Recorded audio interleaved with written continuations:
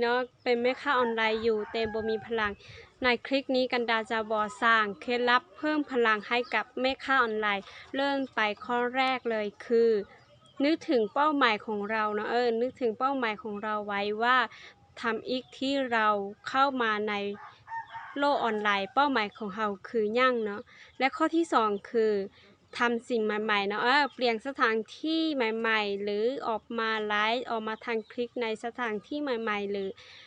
ทำทรงผมใหม่นะสิ่งนี้มันจะทำเป็นสิ่งที่เพิ่มพลังให้กับเราได้และข้อที่สามคือเว้าแล้วลงมือเฮ็ดเนาะมื้อนี้ถ้าว่าเราอยากรู้ว่าเรามีพลังหรือเราอยากมีพลังเนาะเราต้องเพิ่มพลังให้ตัวเองนะโอเคและสิ่งนี้เป็นสิ่งสำคัญคือเราเว้าแล้วเราลงมือเฮ็ดมันจะเป็นสิ่งที่เพิ่มพลังให้เราได้มากที่สุดเพราะว่าถ้าว่ามื้อนี้เนาะเจ้าเริ่มต้นแล้วไปอีก1เดือนเนาะเจ้ากลับมาเบิ่งในสิ่งที่เจ้าเฮ็ดไปมันจะเพิ่มพลังให้เจ้าได้มากที่สุดเลยทีเดียว